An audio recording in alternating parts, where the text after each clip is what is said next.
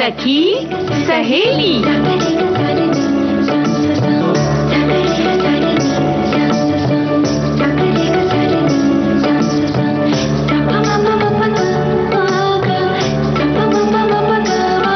सखी सहेली।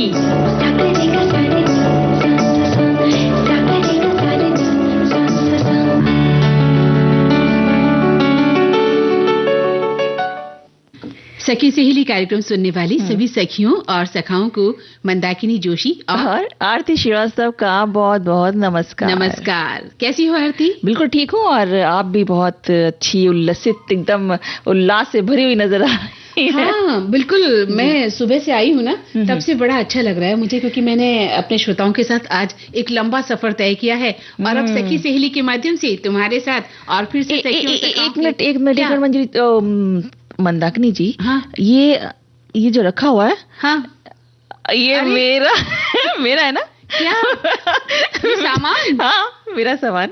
हाँ हाँ तुम्हारा ये भाई, तुम्हें लौटाने ही तो लाई हूँ जी। अभी सभी सखियों और सखाओं को बताने वाली हूँ। मैं समझ ही गई थी कि आपने सामने रखा है इतना सारा सामान, ये क्या है? जो आपसे लिया था वो आपको लौटाना है। देखा ना, मतलब मुझे कह रही हो कि क्या है मेरा सामान ले आई हो। आपने भी तो मेरा कितना सामान ले रखा है भाई। जी। और देखिए मंदाकिनी जी, ऐसा होता है ना कि हम लोग ये सोचते हैं कि चलो ले लिया है, आज वापस कर देंगे, कल चलो कल परसों नरसों कभी भी हम मिलेंगे तो वापस कर देंगे, लेकिन वो कल कभी होता ही नहीं। हर बार दिमाग से निकल जाता है। अब सफाई मत दो, इतने समय बाद मुझे मेरा सामान लौटा रही हो ना, तो गुलजार साहब की वो पंक्तियां याद आ रही है, मुझे मेरा सामान लौटा दो, मेरा कुछ सामान तुम्हारे पास रखा है। लेकिन आपके गाने से पहले ही मैंने लौटा दिया, देखिए है ना। वो तो तुम्हें पता था ना कि मैं भी तुम्हारा कुछ सामान लेके आई हूँ। ये रखो अपनी साड़ी, ये लो अपना कॉस्मेटिक, और ये तुम्हारा ये बैग था शायद तुम्हारा। हाँ। ये लो बस बस बस बस। अब मेरे पास तुम्हारा कोई भी सामान नहीं है। अरे मुझे देखिए ऐसा नहीं हो कि लोगों को लगे, हमारे जो सखा हैं जो सखियां हैं उनको ऐसा लगने लगे कि ये मंदाकिनी जी आरती से नाराज हो गई हैं। अरे तो दोस्ती तोड़ने की बात कर दी ना तुमने, सभी को बता दिया। चुपचाप मैं तुम्हें तुम्हारा सामान दे दी थी और तुम मुझे दे दी थी, तो क्या जाता। मैंने तो बस ऐसे ही थोड़ी सी शरारत करने के लिए ऐसा किया था। जो तुमने चैन चुरा रखा है, नींद चुरा रखी है, वो मुझे लौटा सकती हो? अरे नहीं ऐसा कुछ नहीं चुरा रहा मैंने, बस जो सामानों का थोड़ा सा लिया था मैंने, तो मैंने कहा कि उसे वापस, ऐसा कुछ नहीं था कि मैंने ये सोचा कि नहीं वापस नहीं करना, मैंने सोचा कि दूंगी मंदाकिनी जी को, लेकिन थोड़ा सा परेशान करने के बाद। चलिए इस सामान को फेंक देते हैं, इसके पीछे हमारी दोस्ती में क्यों दरार आए भाई। ये लो। बिल्कुल मैंने तो फेंक दिया है, ठीक है जी। बिल्कुल मुझे नहीं चाहिए ये सामान, हमारी दोस्ती बरकरार रहनी चाहिए, सबसे बड़ी बात। क्यों सखी और सखाओं को हम पूछ लेते हैं भाई, दोस्ती ज्यादा महत्वपूर्ण है या ये साड़ी कॉस्मेटिक सामान? बस थोड़े छोटे मोटे सामान बस, और क्या। और अरे मंदाकिनी जी, हम लोगों ने बताया ही नहीं कि आज हम किस किस विषय पे चर्चा करने वाले, अपने में उलझ गए। आते ही लड़ने लग गई हो तो कैसे बता पाओगी? ये तो है, ये बात तो बताओ कौन कौन से सब्जेक्ट है आज, क्या क्या विषय पर हम बात करने वाले हैं? देखिए आज हमने इसीलिए विषय लिया क्योंकि हमारे पास एक दूसरे का सामान था ना, तो हमने कहा चलो इस विषय पर बात ही कर लेते हैं और लौटा देंगे इसी विषय पर ना। चीजें वापस ना करने की आदत जो है वो कैसे कभी कभी भारी भी पड़ जाती है, हम पे भी और लेने वाले पे, दोनों पे हो जाता है। तुम पर भारी पड़ गई। हाँ बिल्कुल। देखिए हमारी बहस से हो गई ना एक छोटी सी। और हम बात करेंगे मुझे कुछ कहना के अंतर्गत गांव की ओर चलते हैं। नहीं हाँ ठीक है, क्योंकि ना ये शहर की भाग दौड़ से, ये सब पॉल्यूशन से इतना ज्यादा कभी मन बिल्कुल ऊब जाता है ना, कि वैसे भी शोरगुल से ना लगता है कि किसी ऐसी शांति जगह पे जाएं जहाँ पे प्रकृति हो चारों तरफ और मतलब एक अपनापन सा लगे। बिल्कुल। सबसे बड़े शहरों में अपनापन नहीं लगता, महानगरों में हम उस अपनेपन को ढूंढते हैं जो होता ही नहीं है। बिल्कुल है ना। तो सबसे बड़ी बात कि गांवों की ओर चले में हम चाहते हैं हमारे श्रोता ये लिखें कि वो किस गांव गए, उनका अपना गांव कौन सा है, वहाँ की खासियत क्या है, वहाँ की हरियाली, वहाँ की सादगी, खूबसूरती, और भी न जाने क्या क्या, वहाँ का भोजन, रहन सहन। बिल्कुल वो बताएं कि क्या उनको याद आती है जैसे हमें याद आती है गाँव की, है ना। कब कब जाते हैं अपने गाँव, किस माध्यम से जाते हैं। हालांकि अब तो बहुत सारी सेवाएं शुरू हो गई हैं, फिर भी उन्हें पहले जाने में क्या अड़चन आती थी। हाँ। लोग बैलगाड़ी से भी जाया करते थे अपने गांव, है ना, एक वो भी समय था। और टूटी उसका भी एक मजा था अपना। हाँ बिल्कुल, अपना एक मजा था। और निर्जन स्थान होते थे और हाँ। मिट्टी वाले, हमारे राजस्थान की अगर हम बात करें तो बहुत ज्यादा बहुत मिट्टी होती है जिसमें से चलकर कोई सवारी जाती है। तो इस तरह की चीजों से भी, लेकिन लोग अपना गांव जाना नहीं छोड़ते, वहां जाकर भोजन बनाना नहीं छोड़ते, वही लकड़ियां, वही चूल्हा, वहां का बिल्कुल वो जो एक वहां का जो उस जगह का जो स्पेशल जो होता है ना, विशेष खान पान होता है ना, वो भी बहुत मिस करते हैं शहरों में। क्योंकि हम कितना भी उस चीज को कर लें, बनाने की कोशिश, वो चीज नहीं हो पाती है, वो चीज नहीं है ना जो गांवों में हमें मिलती है। तो उसके बारे में हमारे सखी और सखा लिखेंगे। और आज एक विषय और है हमारे पास, बहुत ही महत्वपूर्ण विषय है वो, आरती। हाँ, वो है कहानी हम पद्मश्री, मतलब पद्मश्री किस तरीके से मिला उन्हें, तो उनके बारे में बताएंगे। वो है लौरेम्बम बिनो देवी, जो हस्तशिल्पी हैं, तो मणिपुर की महिला है। हाँ जी हाँ, तो उनके बारे में हम चर्चा करेंगे। और मंदाकिनी जी कुछ टिप्स भी बताएंगी। हाँ मंदाकिनी जी तो बताएंगी, साथ में आप लोग भी बताइए। मंदाकिनी जी तो सिर्फ टिप्स सुन पाती हैं, कह जाना मंदाकिनी जी के पास खजाना नहीं है टिप्स का। तो हमारे श्रोता अच्छा, तभी आप कैसे, मैं तो ये बात नहीं मानने वाली हूँ, आप इतनी ग्लोइंग, इतनी ज्यादा ग्लो करती रहती है, तो कैसे ऐसा होता है? पता है, फिर से तुम तारीफ कर रही हो, हमारे श्रोता नाराज होके अभी फेसबुक पेज पर लिख देंगे, दोनों सखियां अपनी तारीफों में उलझी रहती हैं। अरे भाई देखिए, तारीफ उसी की होती है जिसकी जो होता है तारीफ के लायक, है ना। तो चलिए, अब तुम भी तारीफ के लायक हो, एक गीत सुन लेते हैं। बिल्कुल सुनते हैं।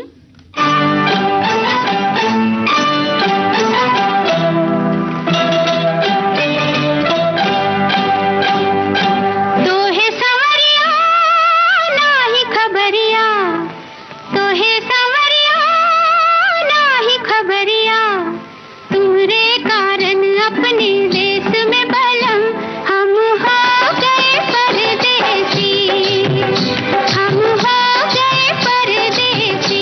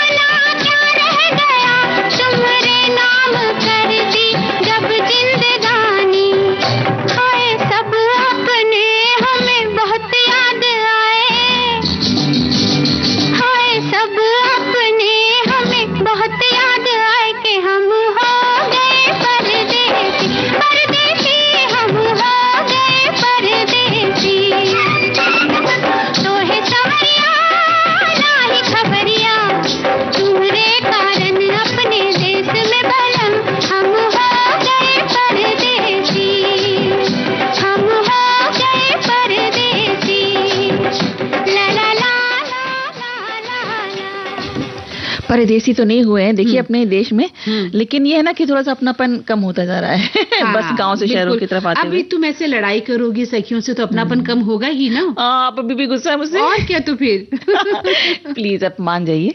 मान गई। तो अब ऐसा करते हैं कि हम थोड़ा सा एक चीजों को वापस ना करने की आदत पे थोड़ी सी बात कर लेते हैं, क्योंकि जब ये बात शुरू हो ही गई है तो इसे पूरी तक पहुंचा देते हैं। ये इस पर बात करना जरूरी भी है आरती। मजाक एक अलग बात है। कई बार क्या होता है हमारे जीवन में भी होता है कि कुछ लोग हमसे कुछ सामान ले जाते हैं, मतलब किताबों की बात करें, कुछ लोग आपसे किताब पढ़ने के लिए ले जाते हैं, फिर वो लौटाना भूल जाते हैं। बिल्कुल, और मेरे साथ तो हुआ ऐसा, मतलब लौटाते भी हैं तो एकदम पता ही नहीं चलता वो हमारी किताब थी, उसके पन्ने गायब, वो एकदम बुरी हालत में होती है ना। तो आप अगर किसी से कोई चीज ले रहे हैं ना तो पूरी जिम्मेदारी से लीजिए, उसे लौटा दीजिए। बिल्कुल, उसको लौटाइए, सही हालत में लौटाइए। हाँ, देखिए समाज है, समाज में आदान प्रदान होता है चीजों का। हम लेते हैं अपने पड़ोस से, दोस्तों से, या जिससे भी हमें जरूरत होती है हम सामान लेते हैं, लेकिन फिर उसे लौटा देना या उसकी कीमत अदा कर देना ये हमारी जिम्मेदारी में आता है। तो इस पर बात करना बहुत जरूरी है, क्योंकि जिंदगी में हर किसी के सामने ऐसी परिस्थितियां आरती कई बार आती हैं कि जब हमें पैसा भी मांगना पड़ जाता है या रोजमर्रा की चीजों को मांगने की जरूरत पड़ी जाती है, और मुश्किल की घड़ी में अपने पड़ोसी हैं, अपने दोस्त हैं और रिश्तेदार ही हमें याद आते हैं, और ऐसे में हम अपनों की मदद लेना कोई गलत बात भी नहीं है। बिल्कुल, और सच ये भी है कि अपनों के बीच में पैसों का लेन देन या जरूरी चीजों को मांग कर उन्हें हम वापस जब नहीं करते हैं ना तो रिश्तों में, दोस्ती में कड़वाहट बन जाती है उसकी वजह। तो साथ ही जो पड़ोसी से रिश्तों को बिगड़ जाते हैं इसकी वजह से कि अगर हमने किसी पड़ोसी से कोई सामान मांगा, उसको इस्तेमाल किया और हमने उसको सही हालत में वापस नहीं किया, और वापस नहीं किया ही नहीं बल्कि तो और किया भी तो फिर बुरी हालत में किया, तो फिर वो पड़ोसी क्या मतलब आपसे कभी भी आपको कोई सामान देगा ही नहीं, और बल्कि बचने की कोशिश करेगा आपसे, और रिश्ते तो बिगड़ते ही हैं। बिल्कुल। और इसलिए कहते हैं ना कि इस चीज को आप, इस आदत को आप ना ही अपनाएं तो ज्यादा अच्छा है। हाँ, बहुत जरूरी है। आपको अगर बहुत जरूरी हो गया है तो आप लीजिए, लेकिन फिर उस मदद को लौटा भी दीजिए। आपने मेरी मदद की उचित समय पर, लेकिन अब मैं इसको लौटा रहा हूँ इस रूप में। किसी भी रूप में आप उस मदद को वापस लौटा भी सकते हैं। जी हाँ। तो अक्सर ऐसा होता है कि जब हम, जैसा कि कहा, पड़ोसी से, रिश्तेदारों से, दोस्तों से चीजें मांग तो लेते हैं, लेकिन उन्हें वापस नहीं करते, भूल जाते हैं, या हमारी नीयत बिगड़ जाती होगी जैसे तुम्हारी बिगड़ गई थी मेरे सामान को लेकर अभी। मतलब आप मेरे को छोड़ने वाली नहीं है आज। तो बात सिर्फ चीजों तक सीमित नहीं होती है ना? तो सही है। तो फिर बल्कि जरूरत के समय नियत की बात है, बात नियत की है कि तुमने क्या लिया, चैन लिया, बिल्कुल, तो उसको वापस किया कि नहीं किया। और ऐसा भी होता है ना कि जरूरत के समय हमने पैसे मांग लिए क्योंकि बहुत जरूरत है तो ले लिए, और लेकिन जब वापस करने का समय आया तो वो टाल बोटल शुरू कि अच्छा कल दे देंगे, परसों दे देंगे, या अभी पैसे नहीं है हमारे पास। अगर नहीं है तो आप सीधे सीधे उनसे कहिए कि इस समय हम नहीं कर सकते, आप हमें थोड़ी सी मोहलत दे दीजिए, समय दे दीजिए, तो हम पूरी आपके जो रकम है आपको वापस कर देंगे, या थोड़ा सा आप पैसा जितना दे सकते हैं उतना आप पहले दे दीजिए, फिर कहिए बाकी हम बाद में दे देंगे। इस तरह से होना चाहिए कि हमारे पैसे हमें वापस मिल जाए। इससे सामने वाले को ये रहता है ना कि भरोसा कि नहीं ये इतना है, इतने भरोसे पे हमने दिया, इसने मुझे वापस दिया है पैसे, थोड़े बहुत दिए हैं और ये मुझे वापस देगा, इसका मतलब ये नहीं कि बस हम टालते चले जा रहे हैं। तो उसको भी विश्वास हटने लगेगा कि पता नहीं मिलेंगे, या हम अपनी सुविधा से देने लग जाते हैं, लेकिन सामने वाले को बुरा लगता है कि जब इनको मदद की जरूरत थी हमने इनकी मदद की, और आज जब वापस लौटाने का समय है तो ये आनाकानी कर रहे हैं, है ना? जी हाँ। और खासतौर से उन मामलों में जब कोई व्यक्ति जरूरत के कारण नहीं बल्कि शौक को पूरा करने के लिए या लापरवाही से जो उनका रवैया होता है उसमें कोई मदद ले लेता है, तो फिर बहुत बुरा लगता है जब आपको पता चलता है कि सामने वाले ने तो अपना कोई शौक पूरा करने के लिए मुझसे उधार मांगा या मुझसे मदद ली थी, कोई फोन खरीदना या कुछ इस तरीके से चीजें है ना, तो आप इस तरह से अगर उधार लेते तो कितनी गलत बात होती है। इससे सबसे बड़ी चीज है ना, किसी चीज मांगते हैं हम जब कोई भी सामान, तो अपना स्वाभिमान, आत्मविश्वास सभी कुछ मतलब नीचे चला जाता है कि किसी से, क्योंकि झुकना पड़ता है ना, जब किसी से मांगते तो झुकना पड़ता है, तो वो चीज नहीं हो तो ज्यादा अच्छा है। क्योंकि इसकी वजह से क्या होता है ना मंदाकिनी जी, कभी कभी बहुत बड़े बड़े दुर्घटना हो जाती है, क्योंकि ना अगर लड़ाई झगड़े हो जाते हैं, मारपीट हो जाती है इसी वजह से कि भाई सामान हमारा वापस नहीं दे रहा है, और कितनी बड़ी बड़ी चीजें, ऐसी चीजें हो जाती हैं हाथ से जो नहीं होनी चाहिए, बिल्कुल सही, जान तक गंवा देते हैं लोग इसी वजह से, छोटी छोटी चीजों में। ऐसी स्थिति में लोग हमसे कन्नी काटने लग जाते हैं, रास्ता बदल लेते हैं, बात करना करना छोड़ देते हैं, बिल्कुल, है ना, या अनजान बन जाते हैं, तो आपको एक तरह से इंसल्ट फील होती है फिर। बिल्कुल। और भले ही आपके मन में नहीं होता होगा, लेकिन सामने वाले ने आपकी जो अब इमेज बनाई है वो ऐसी बन जाती है कि भाई इसको तो हर समय सहायता की बस आ गया है हमारे सामने तो ये कुछ मांगेगा ही मांगेगा, चाहे वो चीनी क्यों ना हो, उसे कुछ मांगना है। पड़ोस में ऐसी स्थितियां छोटे शहरों में हम देखते हैं कि पड़ोस से हम छोटी-छोटी आप शहरों में अपने की बात तो छोड़िए, देशों में भी हो गया है आजकल। कुछ देशों की बन जाती है ऐसी स्थिति कि वो लगता है कि ये ले नहीं है आए, तो इस तरीके की चीजें हैं। तो बेहतर होगा कि हम अपने आप को, अगर हम किसी चीज की हमें जरूरत है, हमने उस चीज को लिया, लेना गलत नहीं है, उसको वापस ना लौटाना गलत है। बस सबसे बड़ी बात हम यही कह रहे हैं कि आपकी अगर मजबूरी है, आपने कोई मदद मांगी है, तो उसको फिर से शुक्रिया के साथ उस मदद को लौटा भी दें किसी भी रूप में, अगर आपकी किसी ने मदद की है तो। बिल्कुल, क्योंकि किताबों की नहीं, एक जैसे मैं बताऊं खुद का ही है कि एक वो थी मिक्सी थी, वो किसी ने मांगी हमसे तो हमने दे दी भाई कि ठीक है भाई, इनको काम जरूरत है, अभी इनके मेहमान आए हुए हैं, तो उन्होंने उसको यूज किया, अच्छे से यूज करते रहे और फिर वापस ही नहीं मिली वो। तो फिर जब वो हमने बहुत कहा कि हमें बहुत जरूरत है, हमें चाहिए, तो फिर उन्होंने जब दी तो वो यूज करने लायक ही नहीं थी। फिर हमें उसको ठीक करवाना पड़ा ले जाके, क्योंकि उसकी बहुत बुरी हालत थी और सब उसके ब्लेड सब खराब हो गए। तो इस तरीके की चीजें अगर जब करते ना, मतलब ऐसी बहुत सी बातें हैं जीवन में जो हम कई बार देखते हैं कि हमने सामने वाले को कितने मन से मदद की थी और सामने वाले ने उसको कितनी जर्जर अवस्था में हम तक पहुंचाया है। बहुत से ऐसे उदाहरण मुझे भी याद आ रहे हैं अपने बचपन के या बड़े होके, क्योंकि अगर हम इस पर बात करने चलेंगे तो शायद वक्त कम पड़ जाएगा। लेकिन सबसे बड़ी बात यही है कि आपने अगर किसी से कोई मदद ली है और तो उसको समय रहते लौटा भी दें, है ना। और अगर समय रहते नहीं लौटा पा रहे हैं तो उसके लिए एक्सक्यूज करें, आप उससे क्षमा मांगते हुए अपनी बात कह दें, ताकि सामने वाले को ये एहसास हो जाए कि नहीं, उसकी नियत में कोई खलल नहीं है, समय रहते वो मैंने जो मदद की है उसको शुक्रिया के साथ वो लौटा भी देगा। तो ये जो है आपके संबंध कायम रहते हैं इससे, और आपके प्रति उनकी विश्वसनीयता भी कम नहीं होती है। बिल्कुल। और मंदाकिनी जी, जो हमारे सखियां सखाएं वो भी सोच रहे हैं उनकी विश्वसनीयता थोड़ी सी कम हो रही है हम लोग के प्रति, क्योंकि इतनी देर से हम लोग बोल रहे हैं है ना चीजों के ऊपर, लेकिन गाना नहीं एक भी सुनवाया अभी तक हमने, एक ही सुनवाया है। एक बात बताती हूँ भारती, हमारे सखी और सखा ना इतने कमजोर सोच में नहीं है कि हमारे प्रति विश्वसनीयता खो दें। ये बरसों की विश्वास की एक कड़ी है जुड़ी हुई ना, उन्हें पता है कि जैसे ही इस विषय पर बात खत्म होगी एक प्यारा सा गीत आ जाएगा। तो चलिए सुनते हैं गीत। बिल्कुल सुनते हैं।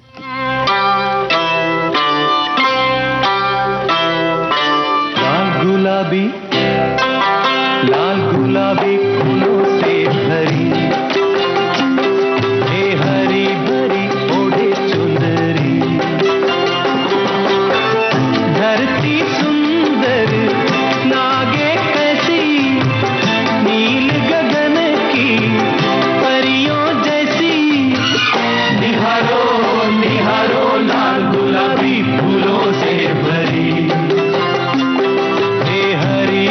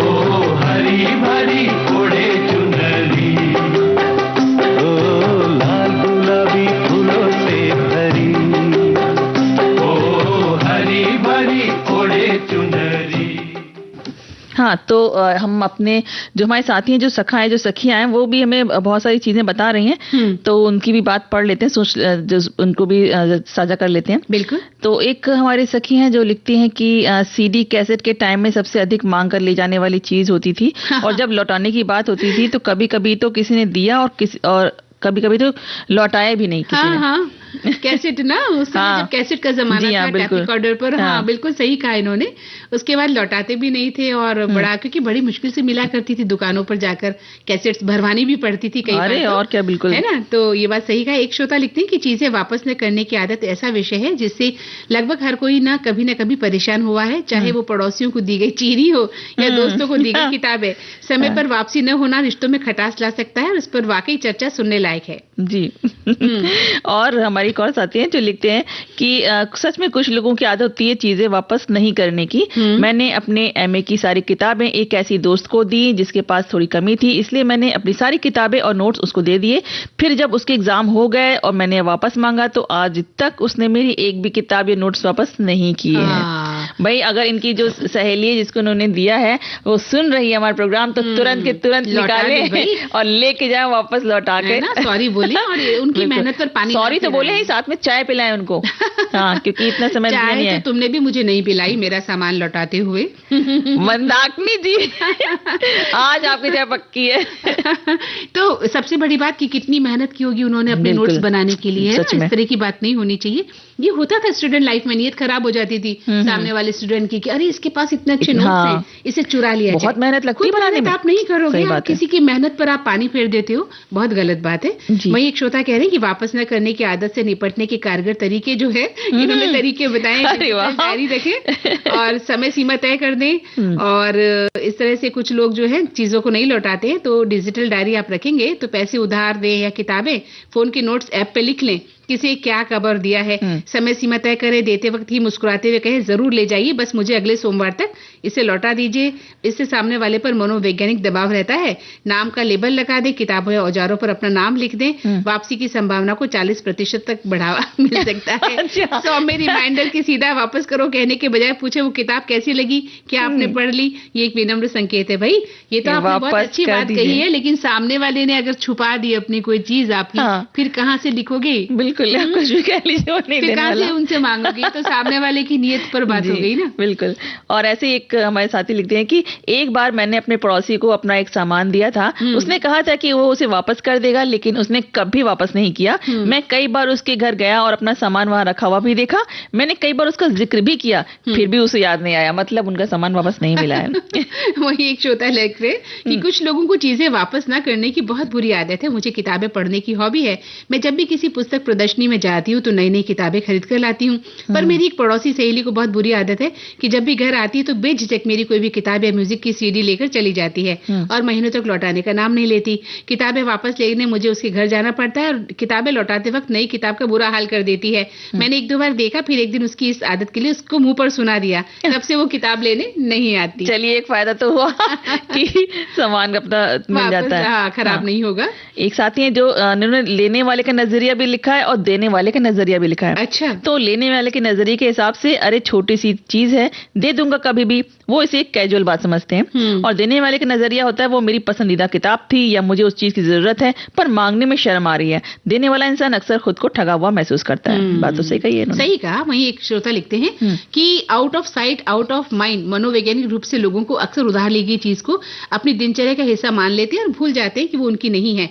अधिकार की भावना समझते हैं। लंबे समय तक किसी चीज को पास रखने से अनजाने में ही वो उसे अपनी समझने लगता है। झिझक कई बार लोग मांगने वाले की नाराजगी के डर से या क्या सोचेंगे के चक्कर में याद दिलाने से भी बचते हैं। सही बात है। ये वही बात है ना कि देने वाले ने पूरे शिद्दत के साथ आपको चीज दी, भावनाओं के साथ दी, लेकिन लौटाने वाले ने उस भावना की कद्र नहीं की, है ना। ऐसे ही बिल्कुल साथी हैं जो लिखते हैं कि आस पड़ोस में घर का सामान मांगने की बहुत ज्यादा उस समय चलन था, खासकर चिप्स, कटर, सुई धागा, स्वेटर की सिलाइयां, क्रोशिया, निडल, डिजाइन की किताब। हमारे पड़ोस में एक परिवार है, हमारे घर का कद्दूकस हमेशा उनके घर में रहता था। हमें जब जरूरत होती थी तो हम वहां से मांग के लाते थे। कभी कभी घर के जेंट्स देख लेते थे तो बहुत गुस्सा करते थे। एक दिन मेरे घर घर में एक दूसरा आ गया, उन्हें पता चल गया तो वो लौटाने के लिए आई तो मेरी सासू माँ ने कहा कि आप रख लीजिए, मेरे घर अब दूसरा आ गया है। शर्माते हुए बोली, रखा ही रहता है, देना ही सब भूल जाती हूँ, कोई बात नहीं, कितने का है पैसा दे देंगे। मेरी सास बोली, अब पैसा क्या देना है, आप उपयोग कीजिए, दूसरी और पुरानी चीज का क्या पैसा लेना। बिल्कुल सही कहा। ऐसी स्थिति उन्होंने हमें अपना बचपन भी याद दिला दिया कि पास की आंटियां आती थी कि अरे 8 नंबर की सिलाई देना, 9 नंबर की सिलाई मेरी मिल नहीं रही है, फिर वो सिलाई वापस नहीं आती थी। तो चलिए हम लौटाते हैं इन बातों से गीत के साथ। बिल्कुल।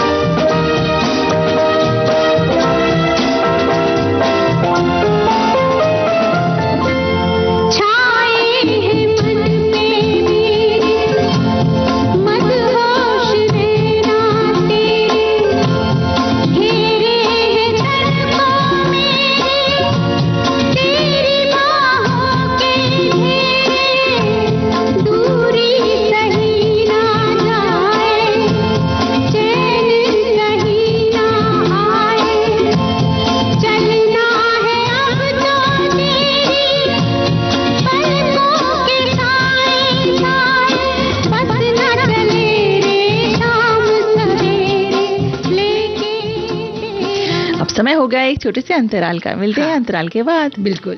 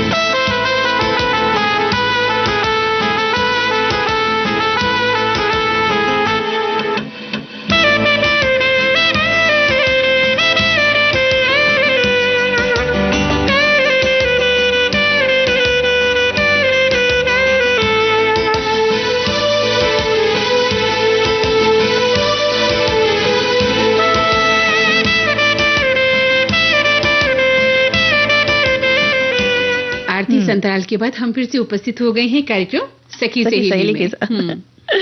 हाँ, तो अब हम बात कर रहे हैं कि किस तरह से चीजें वापिस करने की बातें तो हमने बहुत सारी कर ली। तो इसमें एक श्रोता ने लिखा भी हुआ है क्या? कि उन्होंने लिखा है कि आज तो मंदाकिनी जी आरती जी को नहीं छोड़ने वाली हैं। तो फिर मैं इस बात पे मैं सबके सामने बोल रही हूँ, सबके सामने सारे सखा सारी सखियां सुन ले भाई, सबके सामने मैं ये बात कह रही हूँ कि आज मंदाकिनी जी मुझसे जो भी चाय पीने को, कॉफी पीने को बोलेंगी, समोसे खाने को बोलेंगी या कुछ भी खाने को बोलेंगी, मैं उनको खिलाऊंगी और चाय कॉफी पिलाऊंगी। चलिए, तो आपने इसको स्वीकार कर लिया है सभी श्रोताओं के सामने, और अब हम लौटते हैं अपने सेगमेंट की ओर। बिल्कुल, आप चाहे कंफर्म कर लें अगले दिन उनसे। हाँ बिल्कुल, मैं बताऊंगी। तो अब हम बात करते हैं अपने अगले विषय की तरफ बढ़ते हैं। आज हम बात करने जा रहे हैं लोरेम्बम ओंगबी बिनो देवी जी के बारे में। सहेली के अंतर्गत बता रहे हैं ना, हमारी विशेष सखी है। हाँ जी, सखी विशेष। तो उनके बारे में हम बात कर रहे हैं कि मणिपुरी महिलाएं जो होती थी वो अनादिकाल से ही हथकरघा और हस्तशिल्प के क्षेत्र में अपनी कुशलता का प्रदर्शन करती रही हैं। जो मणिपुरी जो एरिया जो जगह है वहाँ पे हस्तशिल्प बहुत ज्यादा प्रसिद्ध है। और एप्लिक आर्ट प्राचीन काल से ही मणिपुर की सबसे अनूठी कला शैलियों में से एक रहा है, क्योंकि इस कलाकृति के प्रत्येक जो पैटर्न होते हैं उसका अपना एक अलग अर्थ होता है। हाँ, जो दुनिया के अन्य हिस्सों में पाई जाने वाली किसी भी अन्य एप्लिक कला शैली से बिल्कुल भिन्न होता है। बिल्कुल सही कहा। और इस अद्भुत कला को आरती ऊंचाई तक पहुंचाने वाली है लोरेम्बम ओगबी बिनो देवी, है ना। 5 भाई बहनों में सबसे बड़ी है बिनो, और मणिपुर के इम्फाल जिले के सिंग जामेई चिंगा मथक थोकचोम लिकाई के थोकचोम मणि और थोकचोम इबेम हाल की संतान है। और उन्होंने 8वीं कक्षा तक पढ़ाई की है। लोरेम्बम बिनो देवी ने महज 17 वर्ष की आयु में अपनी सास लोरेम्बम ओंगबी इबे टोम्बी से लिबा कला सीखी, जो एप्लिक वर्क में राष्ट्रीय पुरस्कार विजेता थी। क्या बताइए, उनकी सास भी एक विजेता रह चुकी है। बताइए। और इसकी भी एक दिलचस्प सी कहानी है। हुआ कुछ यूं कि शादी के बाद उनके ससुर जी ने एक बार उनसे उनकी कला के बारे में पूछा। उन्होंने बुनाई, सिलाई, क्रोशिया और जितनी भी कलाएं जानती थी उसमें अपनी कुशलता का परिचय दिया, मतलब दिखाया उनको कि उन्होंने क्या क्या बनाया है। और बिनो को एक छोटे से रुमाल पर अपनी कला का प्रदर्शन करने के लिए कहा गया, मतलब सिर्फ उनके कहने से मान नहीं लिया गया। उनसे कहा कि भैया आप इसका करके दिखाइए, आपको जो आता है। बिल्कुल। तो उन्होंने रुमाल पर अपनी कला का प्रदर्शन किया और उनके ससुराल वालों ने इसकी बहुत सराहना की, और साथ ही उनके ससुराल में उन्हें अपनी सास से एप्लिक वर्क सीखने के लिए कहा गया, जो कि बहुत ही दक्ष थी इस कला में। तो राष्ट्रीय स्तर की कलाकार थी ना। बिल्कुल। और फिर धीरे धीरे बिनो ने अपनी सास से ये कला सीखनी शुरू की और उन्हें अपने जीवन में एक महान गुरु बना लिया। और मिल गया, कितनी बड़ी बात है। गुरु मिलना बहुत मुश्किल काम होता है आरती, और कोई हमें अपना शिष्य बना ले ये उससे भी बड़ा मुश्किल काम है। आप में वो एबिलिटी वो होनी चाहिए। नहीं तो उस खासकर अगर रिश्ता सास और बहू का हो तो ये गुरु और शिष्य वाली चीज बहुत विरले ही देखने को मिलती है। कितनी बड़ी बात है। अगर खाली सास बहू तक रह जाते तो फिर जिंदगी दूसरी तरफ चली जाती। बिल्कुल, है ना। जैसा हम घर घर की कहानी सोचते हैं कई बार तो, लेकिन उन्होंने उनको गुरु बना लिया और उनकी खुद की जिंदगी बदल गई। आज हम उन पर चर्चा भी कर रहे हैं। 1970 में बिनो पहली बार अपनी सास के साथ दिल्ली गई, जहां 7 राज्यों की एक प्रदर्शनी आयोजित की गई थी और उनकी सास को 1969 में राष्ट्रीय पुरस्कार मिला था। तो प्रदर्शनी में बिनो को अपनी अलंकरण कला दिखाने के लिए कहा गया। उन्होंने एक रुमाल पर थंबल माचा बनाया और उनकी कला की खूब सराहना हुई। बिनो ने मोनमाई यानी तकिए के चेहरे बनाना शुरू किए, जिसकी एक जोड़ी की कीमत 75 रुपए थी, जो अब लगभग 1500 रुपए है। अरे वाह, बहुत बढ़िया। और एक जोड़ी मोनमाई बनाने में लगभग 10 दिन लगते हैं, लेकिन उम्र बढ़ने के साथ साथ इसमें बहुत अधिक समय भी लगता है। इस कला के लिए केवल कैंची, धागा, सुई और कपड़े की आवश्यकता होती है, मतलब बहुत ज्यादा चीजें नहीं चाहिए, और कटाई बिना किसी रेखा चित्र की होती है। पारंपरिक हस्तकला की विधि से की जाती है, जिसमें विभिन्न प्रकार के पैटर्न बनाए जाते हैं और प्रत्येक टुकड़े का अपना एक अनूठा अर्थ होता है। ये तो देखिए कि जो भी कुछ बना रहे हैं उसमें उसका एक अर्थ छुपा होता है। बिल्कुल बिल्कुल। और पारंपरिक तकिए के चेहरे के अलावा बिनो निंगखाम, समजिन, लुहोंग, फिजिन, हराओ, फिजेट, खुदोल, खुंगुप और कंखा असुबा भी बनाती हैं। और ये मणिपुर की भाषा में चीजें होती हैं ये। और इस कला में लगभग 30 डिजाइन या पैटर्न का उपयोग किया जाता है। उनकी कला की प्रशंसा तो प्रधानमंत्री जी ने भी की है मन की बात में, और लोरेम्बम बिनो देवी का नाम लेकर भी की गई है इनकी प्रशंसा। क्या बात है ना, कितनी बड़ी बात है। और श्रीमती बिनो को 1996 में किंग्स खुड़ोल खुंगुप के उनके उत्पाद के लिए राज्य पुरस्कार मिला। आज भी 80 वर्ष की आयु में, यानी अब वो खुद 80 वर्ष की हो गई हैं, हैं बिनो अपने छात्रों को ये कला सिखाने में लगी हुई हैं और श्रीमती लॉरेम्बम ओंग भी बिनो देवी ने लेखक के साथ एक विशेष साक्षात्कार यानी इंटरव्यू में कहा कि वे मणिपुर की इस अनूठी कढ़ाई कला को संरक्षित करने के लिए अपना पूरा प्रयास और अपनी पूरा जो है ऊर्जा लगा देंगे। बिल्कुल, ये संरक्षित होनी भी चाहिए क्योंकि हमारी प्राचीन कला है, हमारी पहचान है ये, है ना। तो उस जगह की पहचान भी कभी-कभी चीजों की वजह से होती है। उस हस्तशिल्प की पहचान या उस साड़ी की या उस चीजों की पहचान होती है कि ये उस शहर से आई है या उस शहर का नाम इस चीज के लिए प्रसिद्ध है। तो ये जो कलाएं हैं ना, ये हमारे देश को समृद्ध बनाती हैं। बिल्कुल सही कहा। और वे अपनी अंतिम सांस तक इस कला को संरक्षित करने के लिए यथासंभव काम कर रही हैं और महिलाओं को सशक्त बनाने के लिए, जैसा कि अभी आपने कहा, मणिपुर की लेवा की लुप्त होती प्राचीन परंपरा को संरक्षित करने का कार्य भी कर रही हैं और उन्हें पद्मश्री पुरस्कार से सम्मानित भी किया गया है ना। तो आरती, तभी तो कहा जाता है कि औरत को सिर्फ उसकी खूबसूरती, जुल्फें, आंखों के काजल, है ना, गोरे रंग से ही नहीं आंका जाना चाहिए। वो पत्थर को भी तोड़ सकती है और चट्टान को भी हिला सकती है, शेप दे सकती है, उसको भी अच्छे से एक आकृति दे सकती है। अक्सर क्या होता है कि कवियों की कविताओं में महिलाओं की आंखों पर, जुल्फों पर, माथे की बिंदी पर, होठों की लाली पर ही चर्चा होकर उसे कोमलांगना बना के रख दिया है खाली, है ना। इसके अलावा भी औरत बहुत कुछ है। वो देखिए, अब जब हमने बात पढ़ी तो आपको पता चला कि लॉरेम्बम ओंगबो बिनो देवी बनना कितना मुश्किल काम है। तो जो औरतें सिर्फ अपनी शारीरिक सुंदरता तक ही सीमित रहती हैं, उनसे हटकर थोड़ा सा दूसरी दुनिया देखें कि वो और क्या कर सकती हैं। बहुत कुछ कर सकते हैं, क्योंकि हर एक में, हम सब के अंदर कुछ ना कुछ टैलेंट छुपा हुआ है, अद्भुत शक्ति छुपी है। बिल्कुल, बस ये है कि पहचानने की अपने आप को और पहचान दिलाने की, अपने को पहचाने। और सबसे बड़ी बात कि आप क्या नहीं बन सकती, ये सोचिए। आप तो सब कुछ बन सकती हैं। एक आपकी जो शक्ति है उसकी परीक्षा की बात है बस, है ना। हाँ जी।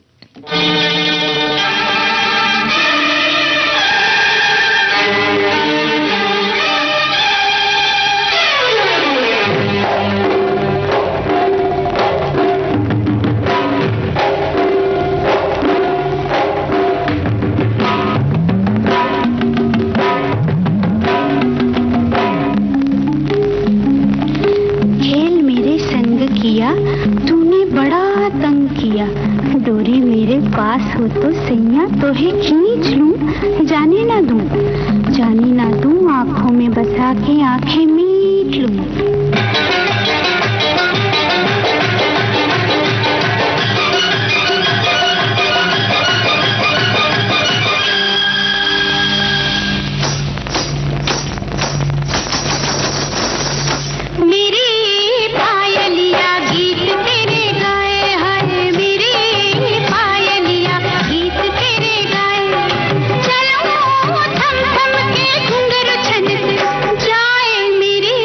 पायल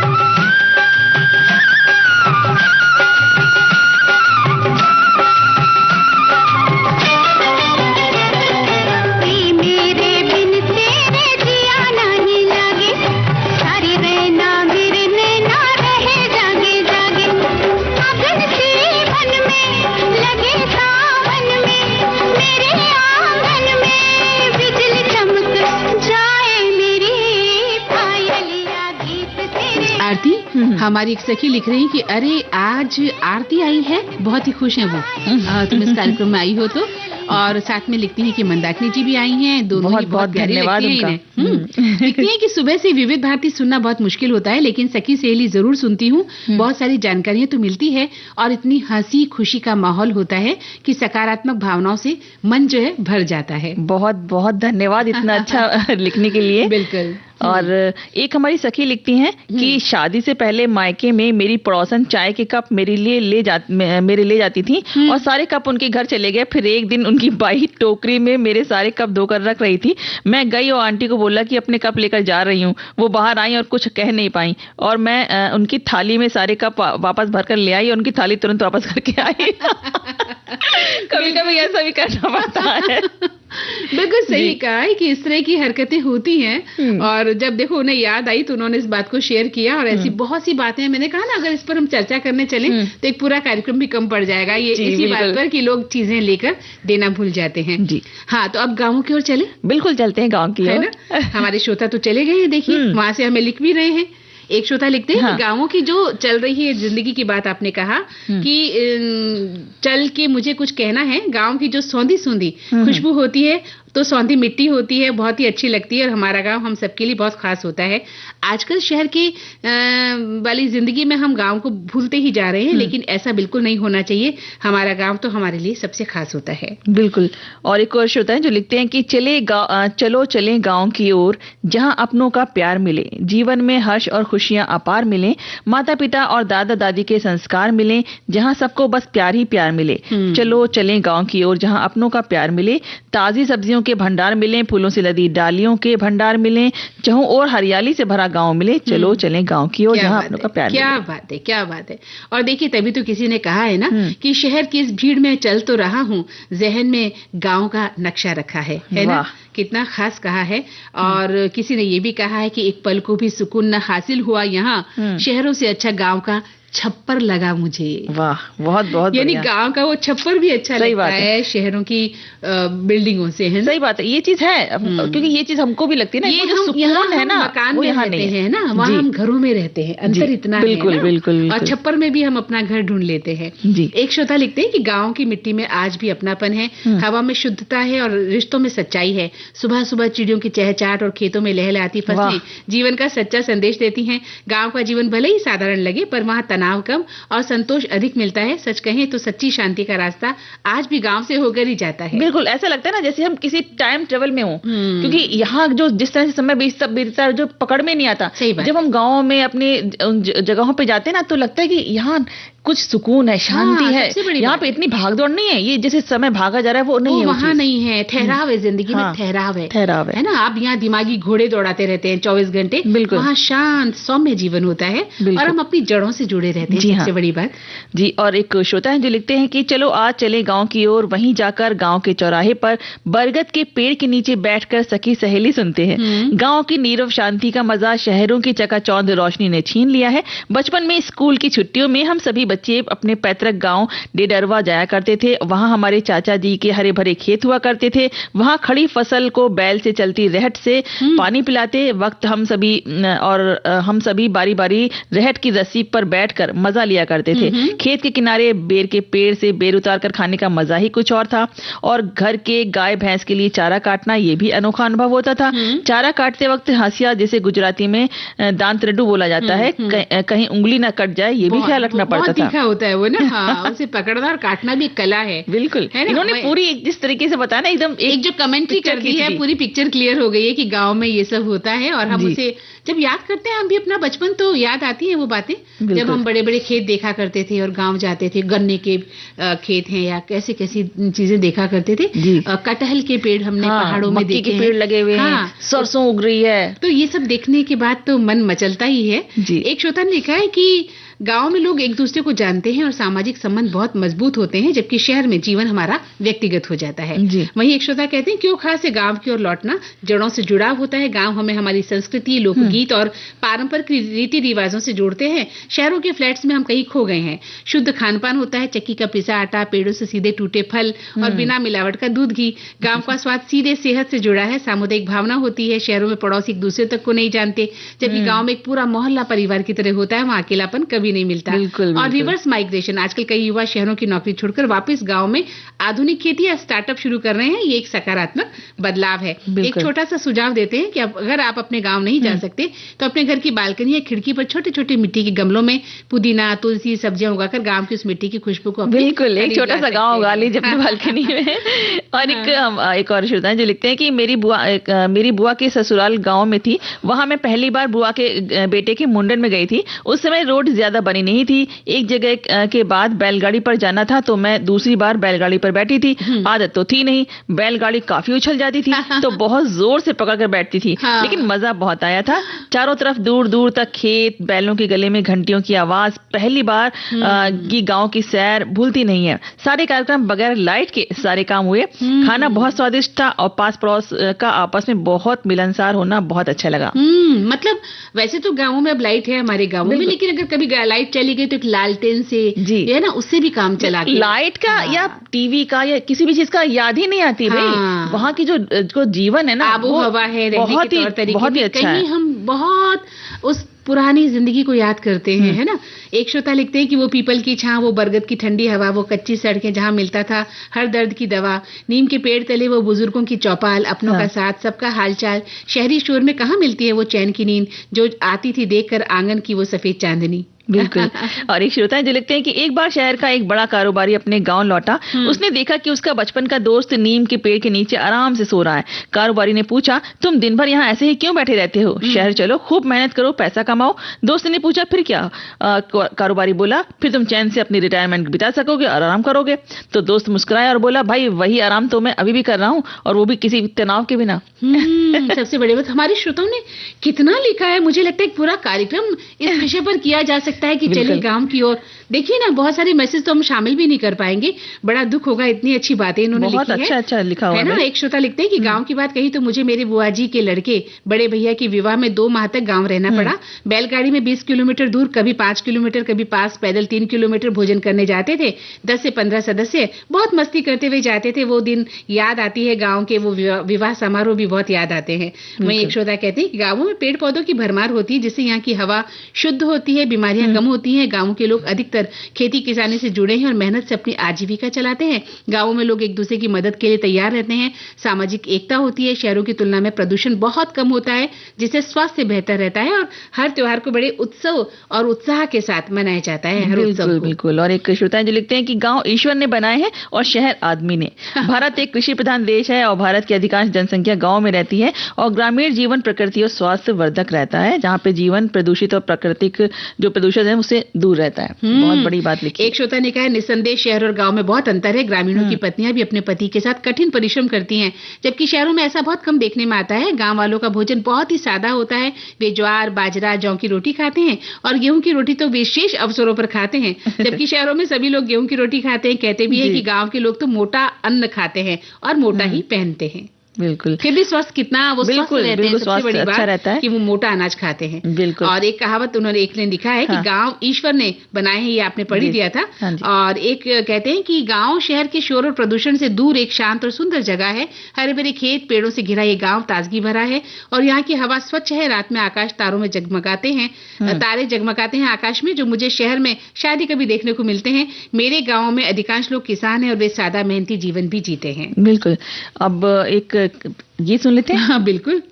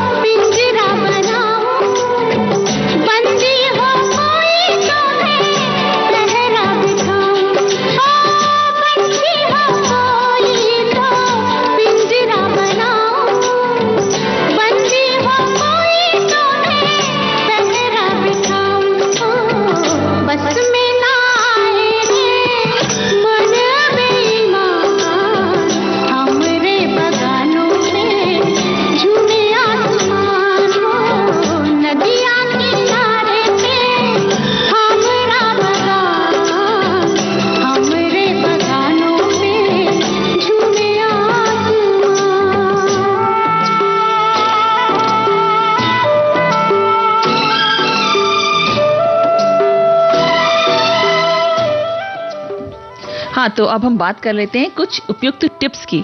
तो हमारे जो श्रोताओं ने भेजी हैं टिप्स, तो उन्होंने लिखा है कि एक श्रोता लिखती हैं कि जब हम आलू उबालते हैं तो उसमें थोड़ा सा नमक डाल दें ताकि वो जल्दी गल जाए। और दूसरी टिप्स है चावल को हमेशा ड्रम में रखें और उसमें मेथी की पट्टी में नीम की पत्तियां डाल दें, जिससे वो जल्दी मतलब सही हो जाते हैं, उसमें कीड़े नहीं पड़ेंगे ना बिल्कुल। चावल में। और एक श्रोता लिखते हैं कि जीवन को सरल और स्वस्थ बनाने के लिए सुबह जल्दी उठकर योग करें, दिन भर ताजा पानी पिएं, मोबाइल का उपयोग कम करें, पौष्टिक और घर का बना खाना खाएं और अपनी नींद पूरी करें, सकारात्मक सोचें, कीमती समय का सही उपयोग करें और प्रकृति के करीब रहें।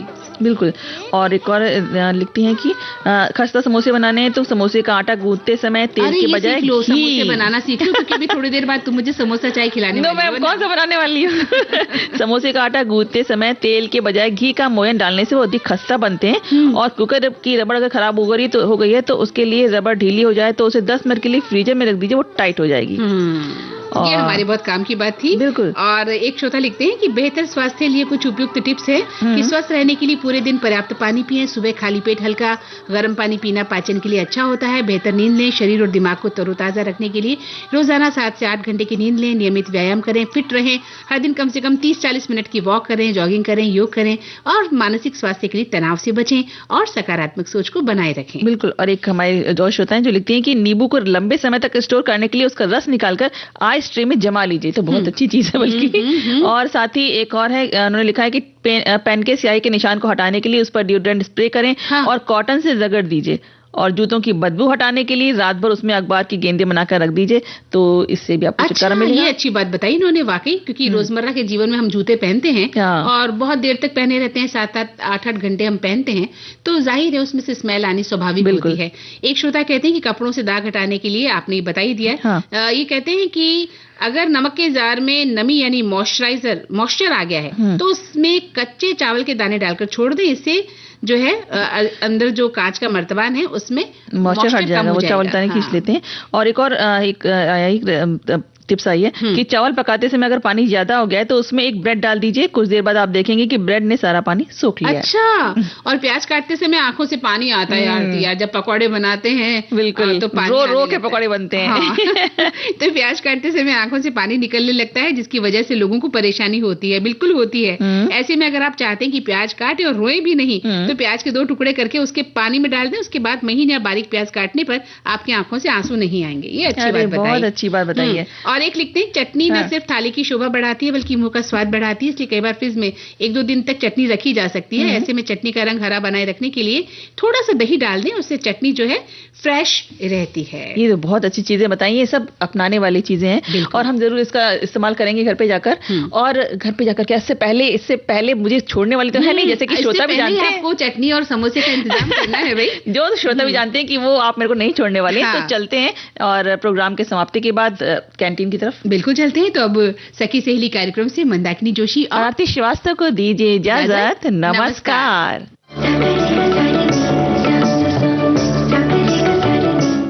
सखी सहेली की प्रस्तुतकर्ता अनुश्री पाठक।